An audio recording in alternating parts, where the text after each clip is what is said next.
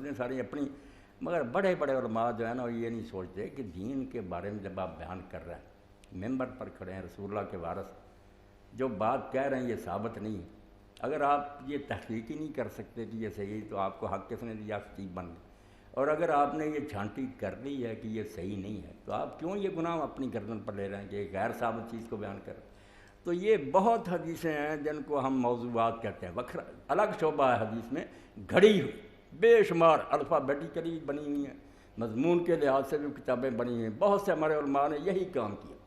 اتنی جال سازی ہوئی ہے کہ یہ سکہ رائج الوقت ہے، رسول اللہ کا نام لے امت سرد کا دیتی ہے بھی ایسی بات، بہت فائدہ اٹھایا، بڑے جعلی سکے لوگوں نے چلائے ہیں، جس سے گروہ بنے ہوئے۔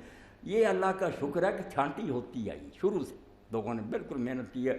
اب یہ حضرات جو ہے نا علماء، ان کی یہ خامی ہے بالکل بڑے بڑوں کی، بے شک وہ کتنے جبے پہنے ہو، انہیں پتہ ہی نہیں کہ صحیح اور ضعیف حدیث کا تمیز تو کرے، اور اگر کر لیے تو کیوں بیان کرے؟ یہ جتنی ہے نا، اور اس رسالے میں بہت لکھی ہیں کہ اگر ایک بیٹے کا نام بھی آدمی محمد رکھ دے صلی اللہ علیہ وسلم، سارا خاندان بخشا جائے۔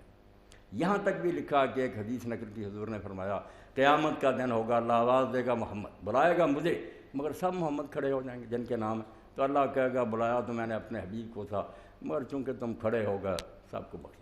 اب لوگ نعرے لگاتے ہیں سبحان اللہ سبحان اللہ، نعرہ رسالہ، بھائی سارا جھوٹ ہے، کب حضور نے کہا؟ بالکل من گھڑت بات نہیں۔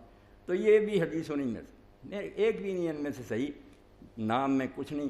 ٹھیک ہے، نام جب بچے کا رکھا جائے، انبیاء کے نام پر رکھا جائے، حضور کے نام پر رکھا جائے، اللہ کا بندہ کہہ کر، وہ اچھی باتیں، مگر یہ جو ہے نا ثواب وغیرہ یا کوئی نہیں، بالکل جلد وہ رسالہ ہی مل جائے نا، تو اسی پر لکھ دیا انہوں نے کہ اس نام کی فضیلت رکھنے کی، نہیں ثابت بھائی یہ بات۔